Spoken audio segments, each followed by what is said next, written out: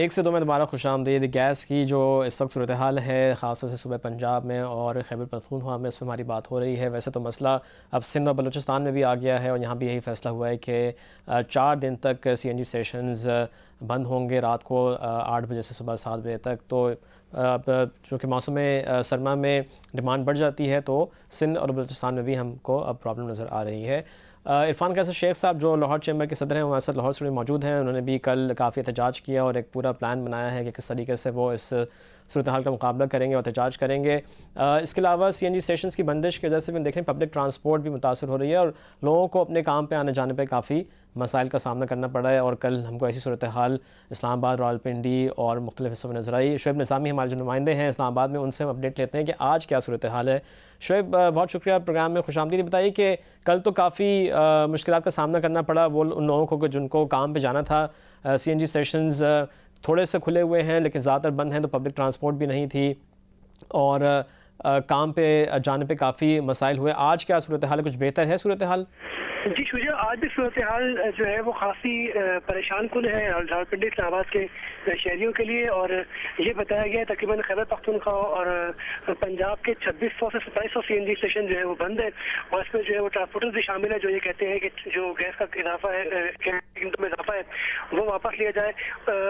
Transport और CNG बंद होने की वजह से लोगों को मुश्किल का सामना करना पड़ रहा है। खासतौर पर जो बच्चों ने स्कूल जाना है, यूनिवर्सिटी जाना है, कॉलेज जाना है, जो जितने मरीज इस वक्त अस्पतालों में आने हैं, OPD में आने हैं, उनको मुश्किल का सामना है। जबकि ये भी बताया जा रहा है कि इस वक्त जुड़वा शहरों के अंदर जो है वो ताज़ा सब्जियां, डबल रोटियां और बेकरी आइटम्स जो बाकी हैं और बाकी जो खाने पीने की जरूरत इस्तेमाल की अशिया है, उनकी सप्लाई जो है खासी मुतासर हुई है। और ये कल जो मुलाकात हुए थे वजारत पेट्रोलियम और CNG एसोसिएशन के दरमियान, उसमें 4 मुतालबात रखे गए थे जिसमें 3 मुतालबात जो है माने गए थे। उसमें ये कहा गया था कि 1 महीने के CNG स्टेशन बंद नहीं होंगे। दूसरा मुतालबा ये था कि जो ट्रांसपोर्ट में पाबंदी है वो 15 दिन के लिए मौतल कर दी जाएगी और इन 15 दिनों के अंदर जितनी भी ट्रांसपोर्ट है उसमें जो सेफ्टी मैयर्स है उनको तौर पर अडॉप्ट किया जाएगा। जबकि तीसरा मुतालबा ये था कि जो प्राइसिंग है वो वापस ली जाए। तो प्राइसिंग के मैकेनिज्म के ऊपर जो इस वक्त बातचीत जारी है और वो ये बताया जाए कि इसमें एक टेक्निकल कमेटी कायम की गई है जो इसकी प्राइसिंग का जायजा लेगी।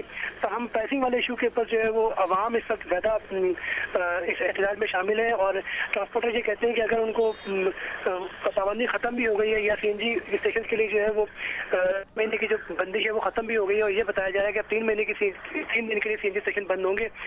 इसके बावजूद जो है वो कीमतों का मसला जो है जू कतू है, जिसकी वजह से एहतजाज जारी है।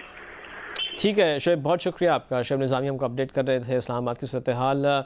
फैसलाबाद चलते हैं और हमारे नुमाइंदे इरफानुल्लाह से पूछते हैं कि फैसलाबाद में, जैसे मैंने प्रोग्राम के शुरू में बताया था कि 29 दिसंबर को गैस की सप्लाई सनतों को बंद की गई थी और अब तक बहाल नहीं हो पाई है, तो वहाँ पर सनतकारों का रवैया क्या है? इरफान, ये बताइए कि सूरत हाल का मुकाबला करने के लिए सनतकारों ने कोई नया लाएअमल बना रहे हैं? क्योंकि अब ये सूरत हाल तो सबके सामने है, जूँ की तू है। कितने दिन गुजर गए हैं कि गैस बिल्कुल बंद है और जब गैस की सप्लाई बहाल भी की गई तो जैसे पहले भी हमारी बात हुई थी कि प्रेशर इतना कम था कि सनतें चल नहीं पाई। तो अब कोई और लाएअमल है सनतकारों के पास फैसलाबाद के? इसमें सनतकारों की तरफ से जो जितनी भी सनती तंजीमें हैं, एक चीज़ तो बिल्कुल वाज़े तौर पर कह दी गई है कि गैर मुअय्यना मुद्दत के लिए गैस की बंदिश के फैसले को ये नहीं मानेंगे। और इसके बाद जो फैसला किया गया था, यही कहा गया था कि इंडस्ट्री को ज़बरदस्ती चला दिया जाएगा, जिसका मुजाहरा हमने कल देखा। कल जैसे ही इंडस्ट्री के पुराने शेड्यूल के मुताबिक 4 दिन पूरे हुए हैं, उसके बाद इंडस्ट्री को ज़बरदस्ती चला दिया गया। इसके बाद जो शहरी इलाके की इंडस्ट्री थी, वहाँ पे क्योंकि घरेलू कनेक्शंस के लिए प्रेशर जो है वो गैस दस्तयाब होती है, तो उस गैस को फिर जो है वो इंडस्ट्री ने अपने लिए इस्तेमाल कर लिया, जिससे ज़ाहिर है प्रेशर तो कम हुआ और उससे घरेलू सार्फिन जो है वो भी इसमें मुतासर हुए। तमाम जो इंडस्ट्री थी उसको भी थोड़ा बहुत चला लिया गया। अब यहाँ पे सूरत हाल कुछ इस तरह से है कि उसी तरह से आज भी जो है वो इंडस्ट्री का 30% हिस्सा जो है टेक्सटाइल इंडस्ट्री का वो ज़बरदस्ती चलाया जा रहा है। ज़बरदस्ती इरफान, ज़बरदस्ती कैसे चलाया जा रहा है? अगर वो सिस्टम में गैस, इसका मतलब है कि मौजूद है, ज़बरदस्ती कैसे हो रही है? होता यूँ है कि अमूमन इन एक इंडस्ट्री को 11 से 12 पाउंड की जो गैस प्रेशर दस्तयाब होता है, लेकिन जब गैस प्रेशर को कम कर दिया जाता है तो उसको 1 से 1.5 पाउंड तक कम कर दिया जाता है। लेकिन बहुत सारी मशीनें ऐसी भी फैक्ट्री के अंदर हैं जिनको इस कैपेसिटी के ऊपर बुलाकर भी चलाया जा सकता है। उससे ये होता है कि पैदावार का जो अमल होता है वो सुस्त तरीन जो होता है वो हो जाता है। तो अब क्योंकि पैदावारी अमल इन 30% जो इंडस्ट्री शहर के अंदरूनी इलाके में वाक़ है वहाँ पे चल रहा है, लेकिन वो अपनी सुस्त तरीन लेवल पर आ गया है। बहुत कम प्रोडक्शन जो है वहाँ पे की जा रही है। इसके साथ साथ जो बाकी हमारे इंडस्ट्रियल स्टेट के बड़े इलाके हैं, खुलियावाला इंडस्ट्रियल स्टेट है, वहाँ पे बहुत बड़े बरामद कुंदगान जो हैं उन्होंने अपने ऑर्डर्स पूरे करने हैं, तो वो इसके लिए मजबूरन डीजल और फर्नेस ऑयल का सहारा लेकर भी अपनी मशीनरी को चला रहे हैं। इसके साथ साथ जी ठीक है इरफान, बहुत शुक्रिया आपका। इरफान हमको अपडेट कर रहे थे फैसल सूरत हाल में थोड़ा बहुत प्रेशर नज़र आ रहा है तो उससे बहुत कम प्रोडक्शन हो पा रही है, लेकिन ओवरऑल सूरत हाल ख़राब है। इरफान कैसा शेख साहब की तरफ चलते हैं लाहौर में। इरफान साहब अब ये मुझे बताइए कि जो सूरत हाल है, और जैसे मैंने आपकी जो कल आपने इजलास किया था उसका हवाला दिया कि एहतजाज, लॉन्ग मार्च, सिविल नाफरमानी, नुकसान कितना हो रहा है? अगर इंडस्ट्री इतने दिनों से बंद है तो इसका कितना नुकसान है? क्या इस बात का अंदाज़ा नहीं है हुकूमत को? जी देखें, इस बात का बिल्कुल बखूबी अंदाज़ा अगर नहीं है तो उनको होना चाहिए, क्योंकि मैं समझता हूँ कि 1 महीना ये जो अगर बंदिश रहेगी गैस पूरे सूबे में, पंजाब में, तो तकरीबन कम से कम ना करके इसका 100 अरब रुपए का जो है इसका नुकसान होगा। और इसका ये तो देखें नुकसान एक तरफ, इसका जो अरबों रुपए का जो नुकसान है, जो कि डेली वेजर, जिस तरह मैंने आपको कहा, जो रोज़ाना का उजरत पे जो काम करते हैं मजदूर, 40 लाख वो रोड पे आ जाएंगे, सड़क पे आ जाएंगे। इसी तरह 1.5 करोड़ लोग जो मुंसलिक है, मैंने आपसे जिस तरह शुरू में भी जिस तरह बात हो रही थी जी कि 1.5 करोड़ लोग जो हैं जो मुंसलिक हैं इससे डायरेक्ट और इनडायरेक्टली एम्प्लॉयमेंट को, वो लोग इफेक्ट होंगे। मार्कअप का जो इंडस्ट्री बंद रहेगी और उनको पे करना पड़ेगा, और जो बंद होगी इंडस्ट्री और उनको जो लेबर के तनख्वाहें और जो चार्जेज और वो पे, तो ये अरबों रुपए का जो लॉस है, आई डोंट नो। और ये एक्सपोर्ट जो हमारे पिछले महीने अगर आप देखें तो 34% वो जो रिड्यूस हुई हैं लास्ट ईयर के मुकाबले में, लास्ट ईयर नवंबर के मुकाबले में, तो ये बहुत ज़्यादा इसका मल्टीप्लायर इफेक्ट होता है। और इसी की वजह से इन्फ्लेशन आगे बढ़ेगी, इन्फ्लेशन की वजह से आगे लॉ एंड ऑर्डर का इशू आएगा। तो इस सारी चीज़ों को कंबाइन करके एक बहुत कॉम्प्लिकेटेड इस वक्त जो है परेशानी वाली और बड़ा एक तबाहकुन सिचुएशन हो चुकी है यहाँ पे। ठीक है। अच्छा, मैंने प्रोग्राम के शुरू में ये भी कहा था कि एक और बड़ा मसला है गैस की जो सूरत हाल है, और ख़ास तौर से मौसम सरमा के ठीक है सप्लाई कम हो जाती है, डिमांड बढ़ जाती है मौसम सरमा में, लेकिन गैस की जो चोरी का मसला है उसको भी उस तरीके से हल नहीं किया गया जैसे कि ज़रूरत थी। जब नज़र आ रहा है कि गैस कम है, सप्लाई कम हो रही है, डिमांड बढ़ती चली जा रही है, ठीक है वक्त पे LNG नहीं आ रही है या दूसरा प्रोजेक्ट जो है वो शुरू नहीं हो पा रहा है, तो कम से कम जो गैस की चोरी का मसला है उस पर तो काम करें और एग्रेसिवली काम करें और उसमें कुछ कमी करें। कुछ आदाद-ओ-शुमार मैंने आपसे कहा था कि हम शेयर करेंगे। सुई सदर्न गैस कंपनी की बात करें तो माली साल 2009 में ये UFG लॉसेस कहलाते हैं, अनअकाउंटेड फॉर गैस, यानी कि वो गैस जो चोरी हो जाए या इसका कोई अकाउंट ना हो कि जी गैस इस्तेमाल हुई है तो उसके एवज कोई रेवेन्यू तो आए। तो सुई सदर्न गैस कंपनी माली साल 2009 इनके लॉसेस थे 5.6%। ये माली साल 2010 में बढ़ के 7.95% हो गए, और माली साल 2011 में कुछ कमी हुई, 7% हो गए। इस माली साल के पहली तिमाही में ये अंदाज़ा लगाया जा रहा है, अभी आदाद-ओ-शुमार अवेलेबल नहीं है, लेकिन तज्ज़ियाकार ये अंदाज़ा लगा रहे हैं कि शायद ये जो नुकसान हैं ये बढ़ के सुई साउथ के 10.22% हो जाएँ। अब सुई नॉर्थ की बात करते हैं। सुई नॉर्दर्न गैस पाइपलाइन कंपनी के हवाले से देखें तो माली साल 2009 में 8.05% इनके लॉसेस थे, जो बढ़ के माली साल 2010 में 8.68% हो गए। उसके बाद माली साल 2011 में मज़ीद इजाफा हुआ, 10.1% पे पहुँच गए, और इस माली साल की पहली तिमाही में तज्ज़ियाकार जिस मैंने कहा कि अंदाज़ा लगा रहे हैं कि ये मज़ीद बढ़ जाएंगे और 11.2% तक पहुँच जाएंगे। तो चोरी गैस की और जो गैस ज़ाया हो रही है उसमें इजाफा हो रहा है, और दोनों कंपनियों ने इस पर कुछ काम लगता है कि हुआ था सुई साउथ की तरफ से, जो माली साल 2011 में कुछ हमने कमी देखी, लेकिन एक दफ़ा फिर गैस की चोरी का मसला और जो अनअकाउंटेड फॉर गैस है वो बढ़ रही है। इस पर हम कोशिश करेंगे कि अपने एक तज्ज़ियाकार से ही बात करें। बहरहाल वापस इरफान कैसर शेख की तरफ आते हैं। इरफान साहब, तो ये जो एक मसला है गैस की चोरी का, और ये सुबह पंजाब में कहा जाता है काफ़ी ज़्यादा है, और सनती इलाकों में भी चोरी का हमको जो है अंसर नज़र आता है। तो इस पर कभी बात हुई आपकी इंडस्ट्री ने और आपकी जो ये लाहौर चैम्बर है उन्होंने मिलकर दूसरी तंजीमों जो तंजीमें सनतकारों की उनसे ये बात की कि चलें सुई नॉर्थ तो अपनी एफर्ट कर रही है, हम भी कोशिश करें कि हमारे सनती इलाकों में जो चोरी कर रहा है हम उसको आइडेंटिफाई करें और उसको भी नोटिफाई कराएं सुई नॉर्थ को, ताकि उसके खिलाफ एक्शन हो।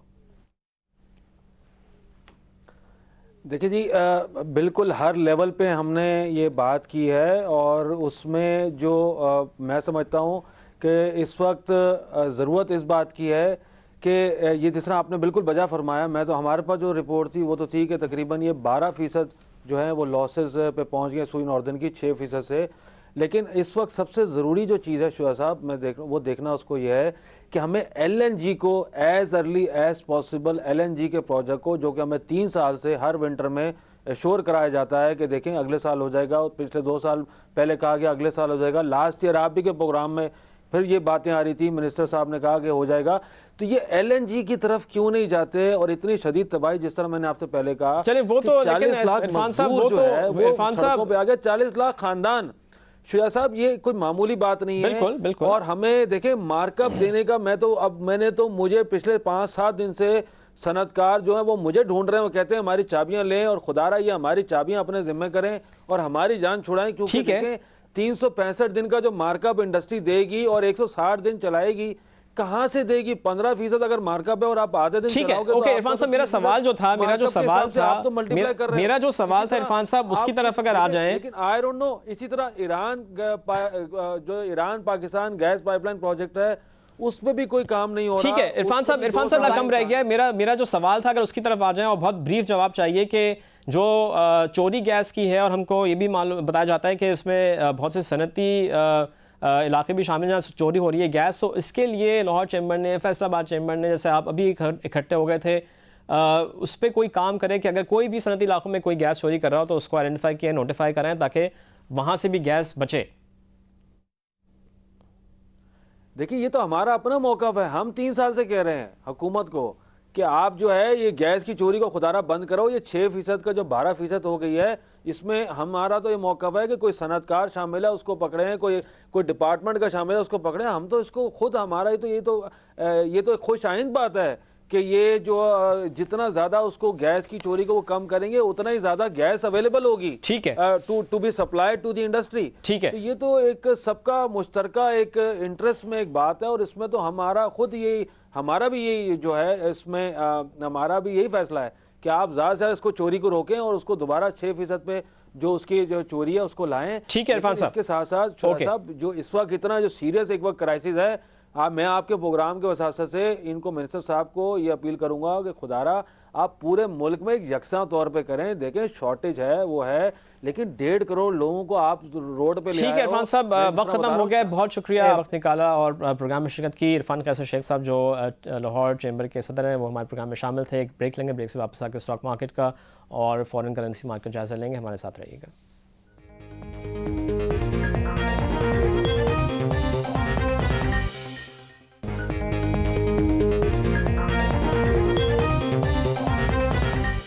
प्रोग्राम में दोबारा खुश आमदीद। अब हम स्टॉक मार्केट का जायजा लेते हैं। बात करेंगे अपने नुमाइंदे तलकीन ज़ुबैरी से। अस्सलाम वालेकुम तलकीन। वालेकुम सलाम। जी तलकीन, बताइए कि इस वक्त मार्केट की क्या सूरत हाल है?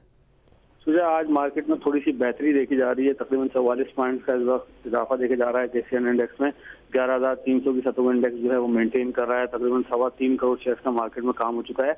आज जो मार्केट में तेजी की वजह है उसमें बैंकिंग सेक्टर जो है वो अच्छा परफॉर्म कर रहा है। कहा यह जा रहा है कि जिस तरह दिसंबर इनकी क्लोजिंग आई है तो उसके पे आउट जो है वो खासे अच्छे आएंगे, जिसकी वजह से आज इस सेक्टर में काफी दिनों के बाद एक्टिविटी दिखाई दी गई। और एमसीबी बैंक जो है वो अपने अपर कैप के ऊपर इस वक्त ट्रेड कर रहा है।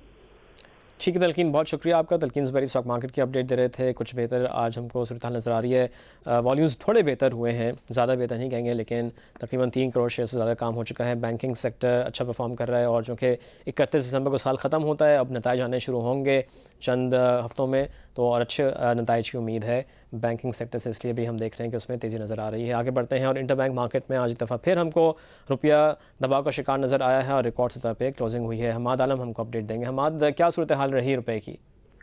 बिल्कुल, आज फॉरेक्स मार्केट डीलर्स के मुताबिक इंटरबैंक मार्केट में डॉलर तारीख की बुलंद तरीन सतह 90 रुपये 15 पैसे और बंद हुआ है। फॉरेक्स मार्केट डीलर्स का कहना है कि आज खाम तेल की अदायगियों की वजह से तकरीबन 10 करोड़ डॉलर की खरीदारी हुई है, जिसकी वजह से रुपए की कदर में कमी देखी गई। ठीक है, बहुत शुक्रिया आपका हमाद हमको अपडेट कर रहे थे। डॉलर और रुपये की पैरिटी इंटरबैंक में हमने देखा है 90 रुपये 15 पैसे पे क्लोज हुई है। ओपन मार्केट में क्या सूरत हाल है वो भी आपको बताते हैं। अमेरिकी डॉलर से अगर शुरू करें तो उसकी बाइंग 90 रुपये में है ओपन मार्केट में, और ये बेचा जा रहा है 90 रुपये 30 पैसे में, तो 20 पैसे का इजाफा हमको ओपन मार्केट रेट में भी नज़र आ रहा है। पाउंड 139.50 और 140.50 का रेट है। यूरो 116.50 से बाइंग है, 117.50 में सेलिंग है। सऊदी रियाल 23.85 24 रुपये, दिरहम 24.50 से बाइंग है, 24.60 में सेलिंग है। कैनेडियन डॉलर की बाइंग ओपन मार्केट में 88.30 में है और ये बेचा जा रहा है 89 रुपये में। कतर रियाल 24.65 24.75। मलेशियन रिंगिट 28 रुपये में बाइंग है, 28.50 में सेलिंग है। और ऑस्ट्रेलियन डॉलर की बाइंग 92 रुपये में है और ये बेचा जा रहा है 93 रुपये में। ख़ाम तेल की कीमत का जायज़ा लिया जाए तो आली मंडी में अमरीकी ख़ाम तेल की कीमत में $1.87 का इजाफा है। ये $100.70 फ़ी बैरल पे ट्रेड हो रहा है।